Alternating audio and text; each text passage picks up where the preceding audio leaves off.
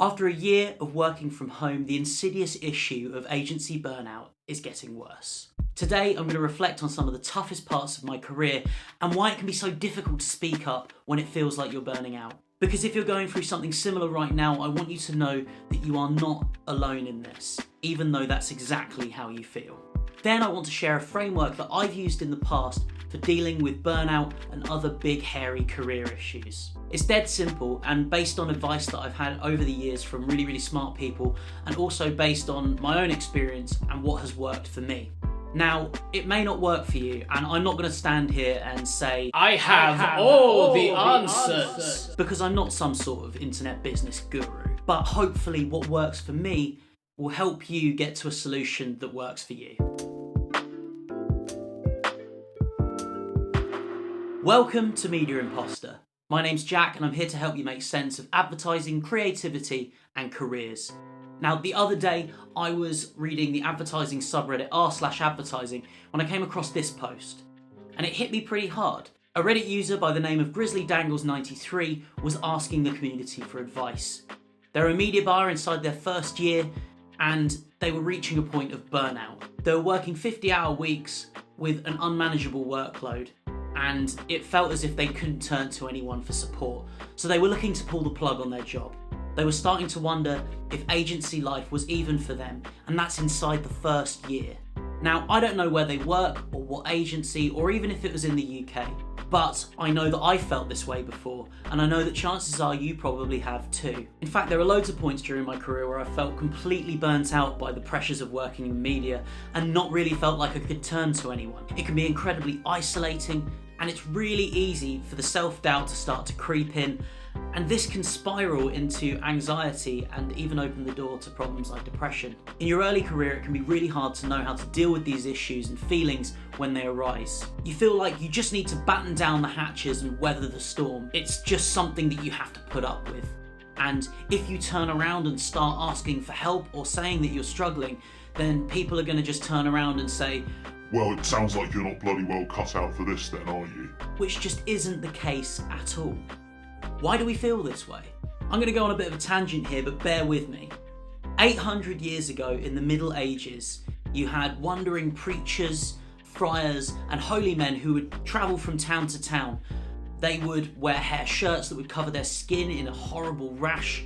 They would starve, they would relinquish all worldly possessions, and many would flagellate themselves in the streets in pursuit of a more holy life, but crucially in a really performative act of suffering.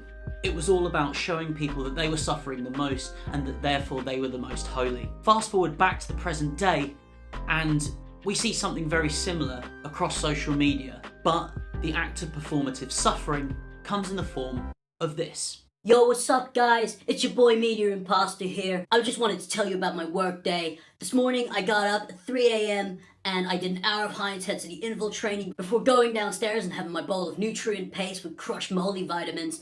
Then I got on my treadmill desk and started my 17-hour work day. I had no breaks because I'm all about that hustle. You just gotta work hard, and then and only then will you achieve success. Now obviously that's not a real reflection of my working day, and not a reflection of most people's working days. But you know what? If you're able to do that, then good for you. But most people can't. And by normalising it, we make it feel like something that people should aspire to. Sure, you can aspire to that, great, good luck to you. But what it does do is it makes talking about our vulnerabilities a taboo. Working in an agency is amazing for a plethora of different reasons. Often it's creative, sociable, intellectually stimulating, varied, and offers you a strong career path. But if you find yourself in a situation where your workload is overwhelming, you work late nights every night for the past few weeks, your team's completely understaffed and there's no recognition or support or hope on the horizon, then it's really easy to lose sight of why you enjoyed the job in the first place. You find yourself in delivery mode, just getting the job done, not taking pride in it anymore, and just trying to get the work out of the door to meet whatever today's unreasonable deadline is. In the past, I've normalised this for myself. I've told myself that it was worth it in the long run and vital to just put up with it for the sake of my career progression. Frankly, that's some self-flagellation, Middle Ages bullshit. Here are some of the things that have resulted from me tolerating burnout in the past. I've started to doubt my abilities in spite of evidence and things that I've achieved. I've become plagued with cynicism on the job. I've had insomnia, and I developed anxiety to the point where I'd lie awake in bed at 3 a.m. on a Sunday night with my heart thudding, unable to think of anything except what needed to be done the next day. Now, I hope that no one else ever finds themselves in this situation, but I know that unfortunately it will happen to other people. So what steps can you take when you find yourself in this situation? Sure, you can just quit your job and go somewhere else, but that's a silver bullet that you can only shoot once or twice. But fundamentally, you can't sit and just hope that your boss will notice, especially now that we're working from home and we don't have those micro interactions that allow people to read each other. We only see what we present in the meeting, and often that is just the happy face. Everything's fine.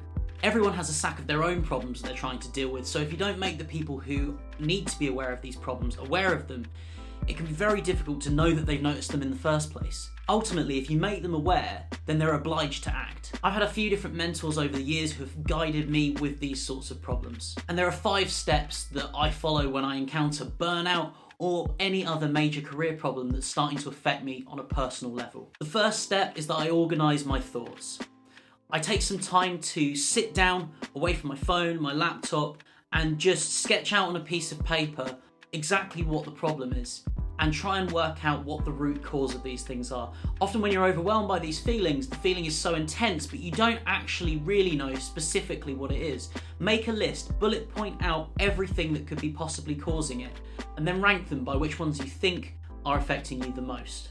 Fundamentally, you can't make a positive change if you don't know what it is that you need to change. The second step is that I come up with solutions to those problems.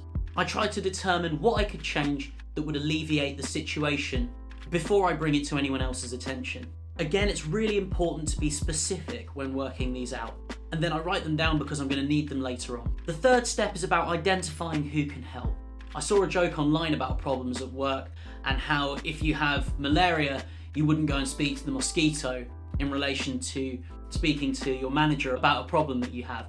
And now, whilst that may be true, it's really important that you open up the dialogue. It doesn't necessarily have to be your manager though.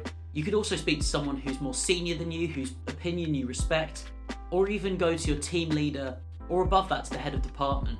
By bringing your issues to their attention, the issues will become more important and they will naturally want to help you sort it out. The fourth step is that I communicate the problems. Now, this is the hardest but most important part to get right. You don't want to sit there, whinge, moan, and have a complete breakdown. It's really important that you remain composed and that you speak clearly and evidence all the points that you make. Now, whilst it can be really tempting to go in and say, I feel like this, I feel like that, here are the problems for me, try and flip it round so that you're talking in terms of the effect this is having on the business. Because ultimately, if you're burning out and feeling crap and not sleeping at night, then you're not going to be producing the best work for the agency and everything is going to suffer as a result of that. So frame everything around the business. Talk about the factors that have led towards your burnout, the result of that for you, and then move on to talk about the solutions that you would like to put in place. Then you can have a good, frank and open discussion about them. The fifth and final step is to come away with a plan. It's really integral that this conversation doesn't end something like this. Okay, yes, well, we're very sorry that you feel this way. We'll do everything that we can to change the situation for you. You need to make sure that you're coming away with clearly defined actions for both yourself and your manager. And it's absolutely important that you put deadlines on these so that you can then go back and hold them accountable. Now, this approach can be applied to a lot of different situations and can be flexed accordingly. It can work for burnout, dealing with problem individuals, or even working out how you're going to progress or get a pay rise. But it works for the following reason. You have put the ball in management's court with the evidence that shows that they need to act. It's now on them to try and find a solution. And fundamentally, if they don't, then you know it's time to move on. I'm really keen to understand how many of you guys have felt this way or have encountered something like this, and it'd be great to understand how you've dealt with it in the past. If so, it'd be great if you could leave a comment below so that people can see how other people have dealt with these issues. If you've enjoyed this video, then you could subscribe below and become one of the imposters today with me. And if you're suffering from burnout symptoms, then reach out and talk to someone. Even if you don't get to those 5 steps, speak to a colleague, because I promise you it will help you feel better and they're not going to think that you're some kind of failure or weakling. If you're starting to feel anxious or even worse than that, then I've put the numbers of Samaritans and Mind, if you're in the UK, below in the description. You can give them a call if you're feeling like you are really spiralling. Finally, if you work with someone who's exhibiting the signs of burnout, then please reach out and talk to them. You don't know how much someone might need the support. And frankly, we all need to look out for each other at the moment. Thanks for watching, guys. We've got this.